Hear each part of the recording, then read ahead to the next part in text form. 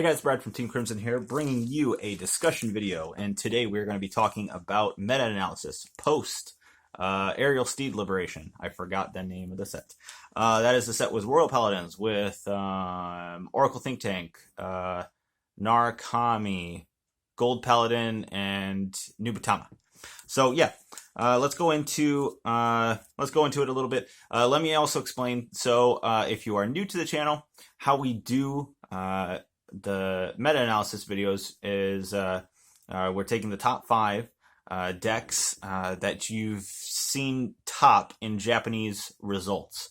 So these are some of the bigger tournaments in the Japanese on the Japanese side of the game, and that are posting a lot of results and doing very, very well. So let's go ahead and get into it. So the top 5, number 5, that is Aquaforce.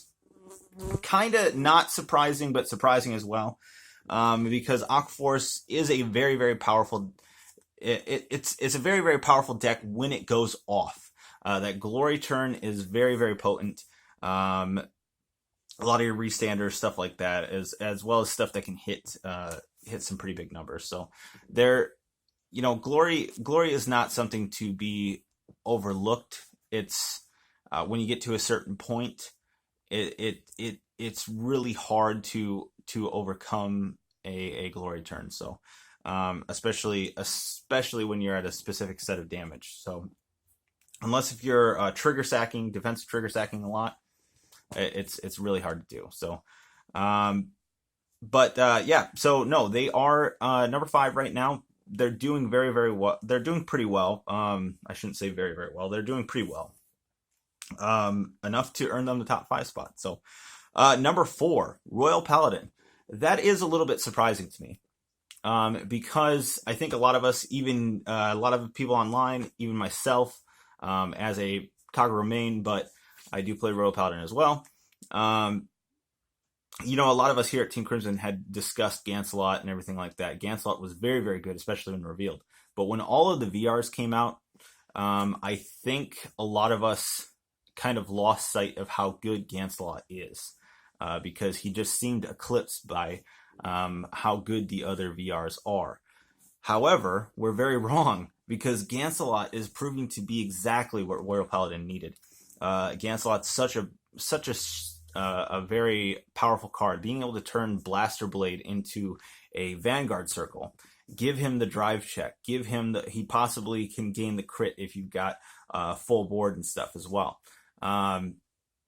Turning that live is very, very powerful, as well as giving him the 10k power that's both offensive and defensive during your opponent's turn. So no, it's proving to be very, very powerful.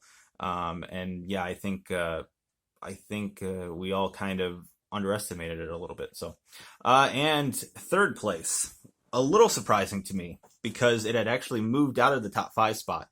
And it's now back to not 5th, not 4th, but 3rd place, and it is Kagero. Again, Kagero is very strong. The end is not too great, but the great is where it's at. So the great being able to restand himself, restand Neoflame, and you're just swinging in for 5 attacks that hit numbers. That's very, very important. And it's something that can't be overlooked. But also, number 2, not surprising at all, Nova Grappler. I don't think anyone would be too surprised with that. Nova Grappler is very strong. The new Beastidia support and stuff like that, especially the addition of Luminal Dragon, making really big numbers with the deck. And Kick Typhoon as well, being able to restand, stuff like that. It's a very, very powerful deck. Also Excel 2 and Azure, being able to just constantly drawing cards with Scarlet Bird as well. Some people still play Shout as well, being able to just cycle through the deck. That's not something to be overlooked. And then number 1, anger, frustration. Bermuda still. Yeah. Nothing to say. I'm just angered that Bermuda is still number 1. So I'm not even going to talk about why Bermuda is number one. We all know why Bermuda is number one.